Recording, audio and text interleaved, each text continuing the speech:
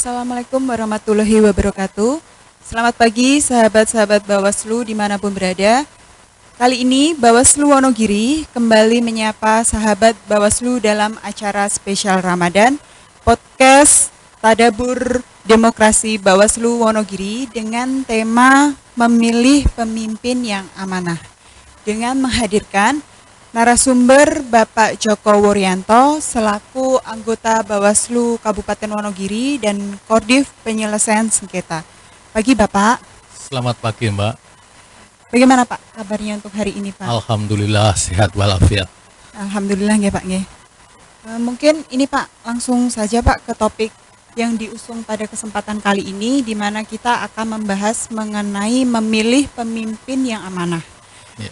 Terkait dengan pelaksanaan pemilu tahun 2024 Pak, yang sudah tidak lama lagi akan kita laksanakan, yang disebut dengan pemimpin yang amanah itu seperti apa Pak? Ya, terima kasih Mbak. Ya. Sebelumnya saya ucapkan selamat menunaikan ibadah puasa untuk sahabat Bawaslu yang Muslim, dan kebetulan pada hari ini juga Pekan Suci Paskah bagi umat Kristiani. Saya mengucapkan selamat Pekan Suci Paskah yang diawali dari Minggu Palma, kemudian Kamis Putih, Jumat Agung, kemudian Sabtu Virgili, kemudian ditutup dengan Minggu Paskah. Saya mengucapkan selamat Paskah bagi umat Kristiani, sahabat-sahabat Bawaslu. Kemudian terkait dengan kepemimpinan yang amanah itu seperti apa? Iya Pak. Itu ya. Jadi proses kepemimpinan yang amanah ini dimulai dari dua pihak, baik itu rakyat yang memberi amanah maupun pemimpin yang diberikan amanah. Nah, apa syarat-syarat pemimpin yang amanah itu? Syarat-syaratnya berdasarkan fatwa di tahun 2009 itu kepemimpinan yang amanah ini adalah terwujudnya kemaslahatan dalam masyarakat yang dengan syarat-syarat antara lain memilih pemimpin yang beriman, bertakwa, dan jujur atau sidik. Kemudian percaya atau amanah, kemudian adalah pemimpin yang aktif dan aspiratif atau tablik, serta pemimpin yang mempunyai kemampuan dan memperjuangkan kepentingan umat manusia. Itulah syarat-syarat menjadi pemimpin yang amanah. Nah, kaitannya dengan pemilu, ini kan akan dimulai pemilu ya Pak. Nah, ya masih 20 bulan. Jadi di tahun 2024 itu adalah untuk memilih pemimpin, baik itu presiden dan wakil presiden, kemudian DPR, DPD maupun DPRD provinsi dan kabupaten kota. Nah, bagaimana menurut hukum fikih ya? Jadi di hukum fikih ini menyebutkan bahwa memilih pemimpin itu hukumnya wajib. Ya, memilih pemimpin itu hukumnya wajib. Kemudian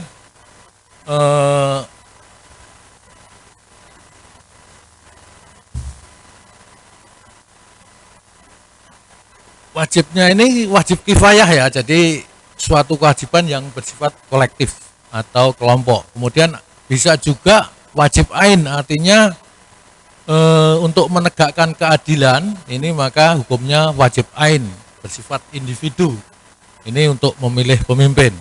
Nah, pemilu mensyaratkan supaya dilaksanakan dengan bebas dan jujur. Ini yang terpenting di situ, Mbak.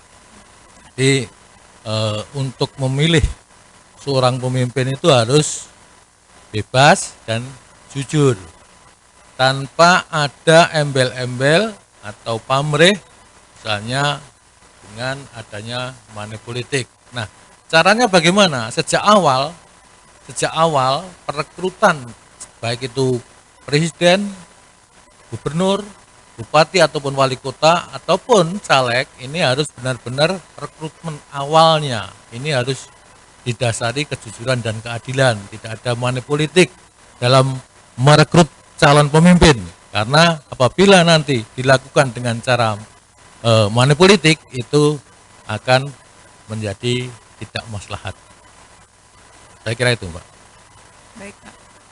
Pada intinya berarti memilih pemimpin yang amanah itu ada 4 kriteria ya, Pak ya. Iya. Yang gimana harus jujur, terpercaya, aktif dan aspiratif. Iya, itu syarat-syaratnya, Mbak. Ya. Syarat-syaratnya. Lalu Pak, lanjut ke untuk kriterianya, Pak. Pemimpin amanah itu apa saja, Pak? Ya, untuk syarat pemimpin atau kriteria-kriteria pimpinan yang amanah ini, yang pertama adanya pelibatan masyarakat untuk diikut sertakan dalam proses pengambilan keputusan publik. Nah, pelibatan terhadap keputusan publik ini semakin besar, maka usaha untuk melaksanakan amanah juga secara benar, yaitu mewujudkan keadilan bagi semua. Jadi pelibatan masyarakat yang terpenting. Kemudian yang kedua adalah adanya pemenuhan terhadap rasa aman dan nyaman terhadap rakyat yang dipimpinnya. Jadi misalnya sudah rakyat merasa aman dan nyaman, adanya kerukunan antar umat beragama, disitulah pemimpin hadir selaku pemimpin yang amanah. Kemudian yang ketiga, itu pemimpin itu harus bebas dari korupsi. Bebas dari korupsi, sehingga yang seperti saya katakan tadi, dalam seleksi awal, ini harus sudah dimulai dari calon pemimpin ini tidak melakukan praktek-praktek yang buruk, misalnya dengan politik uang, sehingga nantinya mereka setelah menjadi pemimpin juga akan amanah. Kemudian yang keempat adalah adanya keterbukaan dan respon yang cepat terhadap kehendak rakyat. Salah satunya contoh misalnya pada situasi pandemi seperti ini, kemudian dari pemerintah,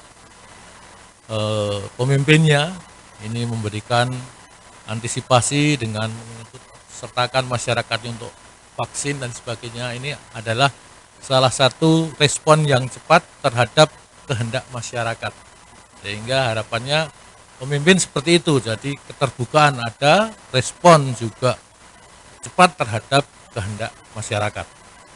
Kemudian yang kelima, ini adalah pemimpin yang memiliki rekam jejak yang baik dan amanah. Ya, dalam agama apapun haram mencalonkan atau mendukung atau memilih orang yang terkena atau mempunyai masalah, misalnya terbukti gagal dalam melaksanakan tugas jabatan sebelumnya. Kemudian yang kedua, terbukti sering mengabaikan berbagai kepentingan masyarakat. Kemudian yang ketiga, terbukti sering menjadikan jabatan untuk kepentingan pribadi. Kemudian yang keempat, terbukti sering melakukan korupsi. Nah, hal tersebut haram karena beberapa hal tersebut di atas akan menjadi bukti bahwa ia tidak memiliki keahlian, tidak jujur dan tidak terpercaya, serta cenderung khianat kepada yang memberi amanah. Saya kira itu aja. Mungkin sudah cukup jelas ya Pak ya untuk jawaban dari pertanyaan tentang terkait dengan kriteria pemimpin amanah itu seperti apa. Baik Pak, mungkin ada closing statement dari Pak Joko Wuryanto untuk acara podcast kali ini Pak. Ya, terima kasih Mbak. Jadi karena sebentar lagi mungkin mulai Juni tahapan akan dimulai, harapan saya kepada seluruh masyarakat khususnya partai politik yang nanti akan menjadi peserta pemilu, dalam merekrut calon-calon legislatifnya kami harapkan untuk benar-benar memilih calon pimpinan yang amanah yang saya sebutkan tadi, sehingga nanti akan menghasilkan pemimpin-pemimpin yang benar-benar diharapkan oleh masyarakat, karena pemilu ini adalah pesta rakyat, demokrasi, jadi dari rakyat, oleh rakyat, dan untuk rakyat. Nah, itulah gunanya kenapa pemimpin harus selalu memikirkan masyarakatnya. Saya kira itu, kurang lebihnya mohon maaf. Wassalamualaikum warahmatullahi wabarakatuh. Baik, terima kasih Bapak untuk pemaparannya yang sangat jelas. Sekian podcast Bawaslu Wonogiri, sampai jumpa pada kesempatan lainnya. Wassalamualaikum warahmatullahi wabarakatuh. Waalaikumsalam warahmatullahi wabarakatuh.